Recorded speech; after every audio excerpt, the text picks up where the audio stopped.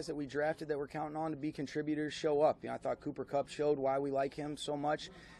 Savvy, he's a polished route runner, good aggressive hands. Josh Reynolds showed up, and I think Gerald made some good plays as well.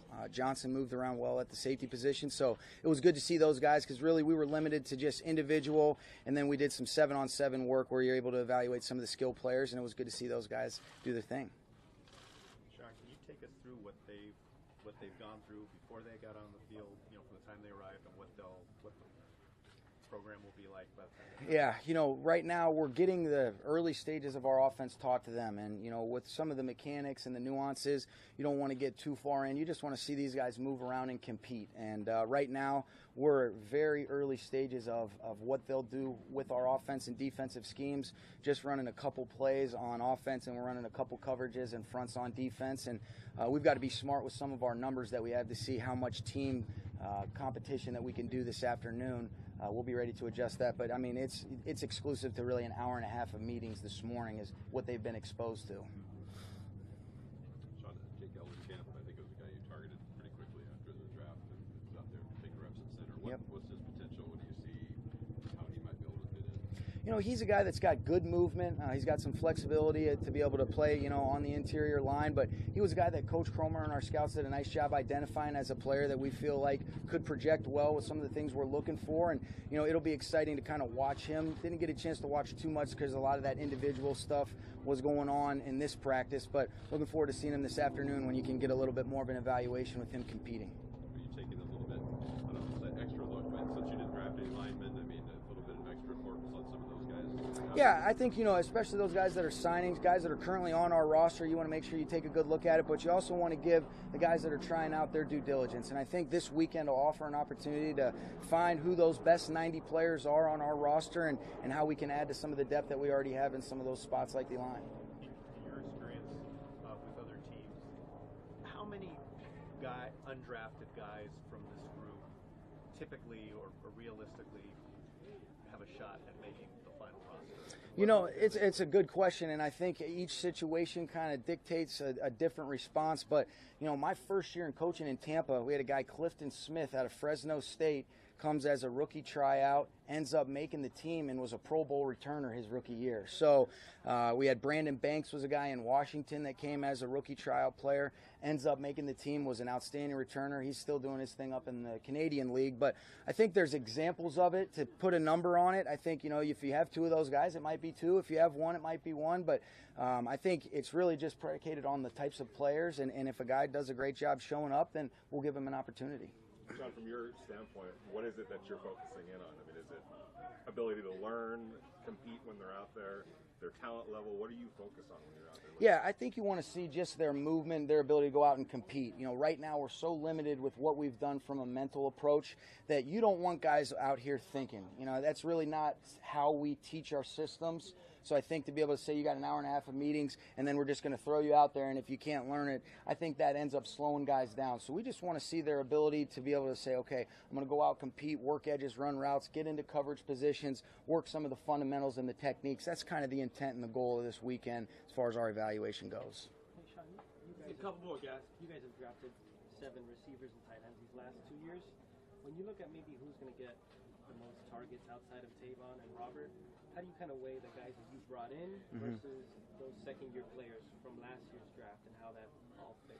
Well, I think what we're going to look to do is we're looking to find the best combination of guys that can make plays. And I think when you've got some guys from the receiver, from the tight end spot, some of our backs have some subtleties in the pass game. I think we want to be an offense that, you give the quarterback answers. You want to be able to distribute the ball. We'll ask guys to be versatile in terms of what they're doing. But as far as the way that the targets are dispersed, the coverage usually dictates where it goes. Now, you certainly try to call plays to get certain guys involved. But when you feel like you've got a handful of playmakers, I think the idea is to kind of have that quarterback be a point guard and be a great distributor to all your guys, and you want to be able to get them touches and get them involved. And I've been a part of some offenses that we feel like we were able to do that, and we'll look to try to do the same here. And you've mentioned in the past about how you'd like Tavon to establish himself as more of a downfield threat.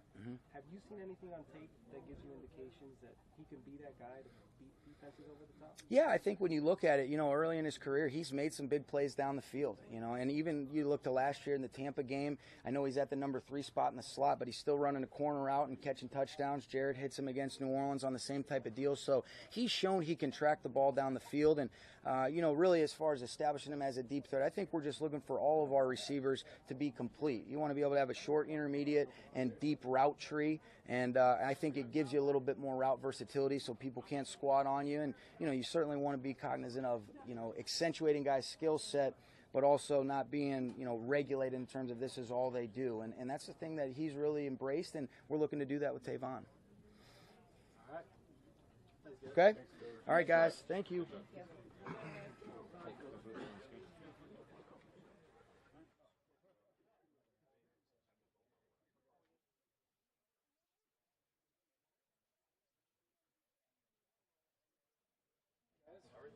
Gerald Everett for you.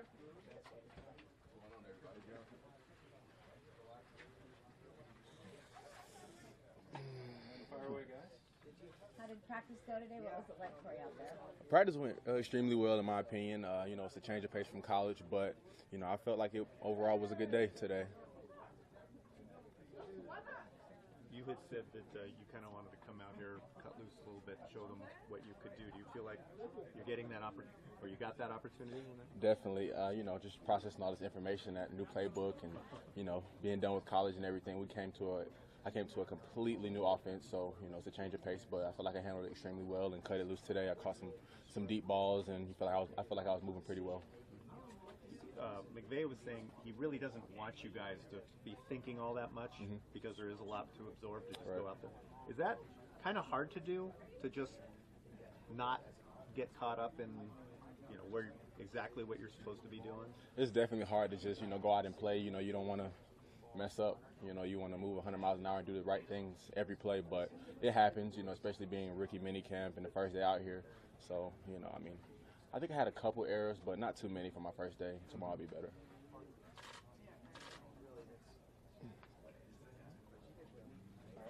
Anyone else?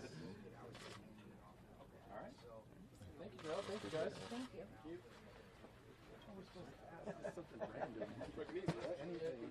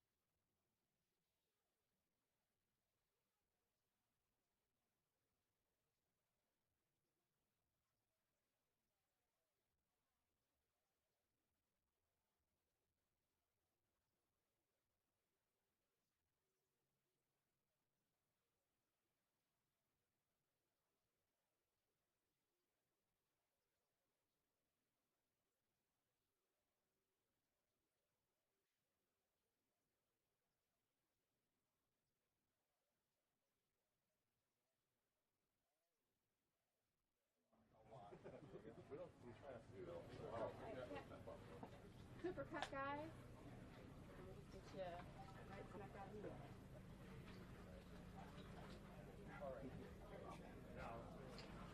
How you guys doing? How you doing? Good. People, what was it like out there for you today, and how's it going so far? I know it's early, but Yeah, no, it was a lot of fun. I mean, it's been a while since being able to strap back up, and so just getting back to football and out here with the team. I mean, there's nothing like football. There's nothing like it. So these are the kind of things I live for. So really excited to be back out. so far, is it kind of what you thought it would be, or? Yeah, I mean, there's learning a new offense, all the things that come with that. You want to be able to go out there and just play, but there's still a lot of thinking going on, and making sure you're getting your assignment right and alignment and all the different things that come with that. But it's a lot of fun. He was talking about how he kind of just wants to see you guys go out there and compete, really not think too much about it. But you're kind of a guy that you've talked about is all about preparation. Is it hard to go out there and not think and just kind of let your ability show? Or? Yeah, I mean, I think I definitely lean towards that. Yeah, just like you said. I mean, it's just not just going out. A lot of things is knowing your assignment. But for me, I want to know, what's the guy next to me got. What's the back doing. Because that gives me a better idea of what I'm going to see defensively, and be able to make my route adjustments off of that. So I definitely tend to think more than that. But it'll just take me a little bit of time to get out of that, and then I'm back to just playing ball. You've been kind of a big, I guess you could say, curiosity for fans and a lot of people interested. Have you noted that? I mean, a lot of people interested in how you're going to look on the field just because of your background and everything else. Yeah.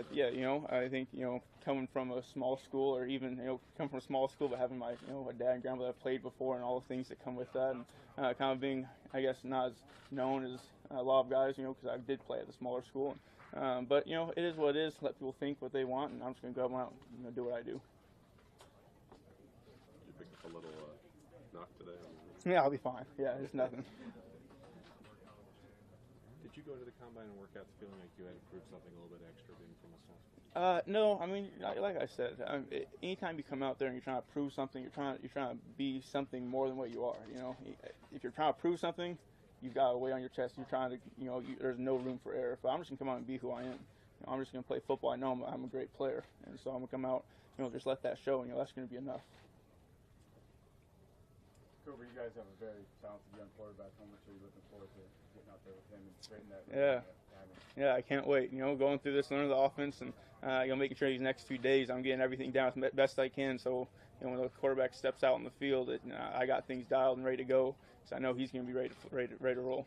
When you see him just hanging out at a place where he doesn't have to be here, but he is, he's all in. What's that tell you about where he's at and the dedication that he has to this?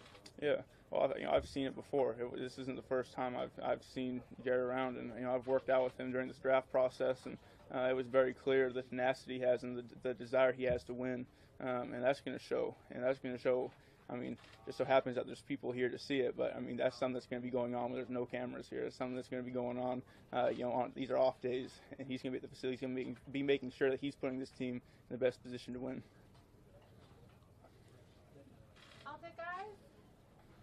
Yeah, All right, awesome. Thank you, guys. All right. So we'll have you talk to RBN. We got John Johnson, safety, here for you next. Hello. John, how you doing? I'm doing all right. How did things go today, and give us your assessment of the time you spent out there? Oh, it was lovely. Getting back out here, just running around, sweating, helmets on, nameplates on the helmets, getting grass stains. Everything was just beautiful, and I enjoyed it. Is this kind of what you thought it would be, or? Yeah. I mean, there are always surprises. I think I overestimated certain things. I think certain things surprised me. But just getting out here, everyone out here belongs here.